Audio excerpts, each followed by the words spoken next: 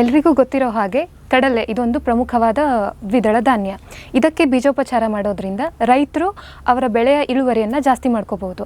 ಅದು ಹೇಗಪ್ಪ ಅಂದರೆ ರೈಸೋಬಿಯಂ ಸೂಕ್ಷ್ಮಜೀವಿ ಅಂತ ಏನು ಹೇಳ್ತೀವಿ, ಇದು ವಾತಾವರಣದಲ್ಲಿರೋ ಅಥವಾ ಗಾಳಿಯಲ್ಲಿರೋ ಸಾರಜನಕ ಬೆಳೆಗೆ ಸಿಗೋದಕ್ಕೆ ಸಹಾಯ ಮಾಡುತ್ತೆ. ಯಾವಾಗ ಸಾಕಷ್ಟು ಪ್ರಮಾಣದಲ್ಲಿ ಈ ಸಾರಜನಕ ಬೆಳೆಗೆ ಸಿಗುತ್ತೋ ಆವಾಗ ಇಳುವರಿ ಕೂಡ ಜಾಸ್ತಿ ಆಗುತ್ತೆ.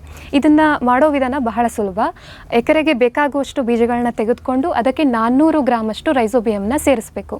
ಇದಕ್ಕೆ ಸಕ್ಕರೆ ಪಾಕ ಅಥವಾ ಬೆಲ್ಲದ ಪಾಕ ಸೇರಿಸೋದ್ರಿಂದ ಚೆನ್ನಾಗಿ ಮಿಶ್ರಣ ಆಗಿ ಲೇಪನ ಆಗುತ್ತೆ. ತದನಂತರ ಇದನ್ನು ನಾವು ನೆರಳಲ್ಲಿ ಒಣಗಿಸ್ಕೋಬೇಕು. ಒಣಗಿಸಿದ ಬೀಜವನ್ನು ನಾವು ಬಿತ್ತನೆ ಮಾಡ್ಕೋಬಹುದು. ಇದನ್ನು ಮಾಡ್ಕೊಳ್ಳೋ ಮುಖಾಂತರ ರೈತರು ಸಾರಜನಕ ರಸಗೊಬ್ಬರವನ್ನು ಕೊಡೋದನ್ನು ಕಡಿಮೆ ಮಾಡಿ ಇಳುವರಿನ ಜಾಸ್ತಿ ಮಾಡ್ಕೋಬಹುದು.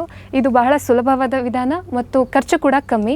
ಇದನ್ನು ಇವತ್ತು ಬಿತ್ತನೆ ಮಾಡ್ತೀವಿ ಅಂದರೆ ಆ ದಿನ ಬೆಳಗ್ಗೆ ಈ ಬೀಜೋಪಚಾರವನ್ನು ಮಾಡಿಕೊಂಡ್ರೆ ಉತ್ತಮ.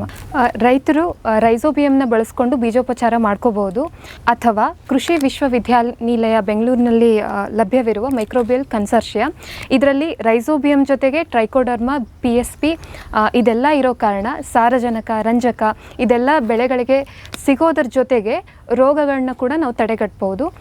ಹಾಗಾಗಿ ರೈತರು ಇದರ ಸದುಪಯೋಗವನ್ನು ಪಡೆದುಕೊಳ್ಬೇಕು.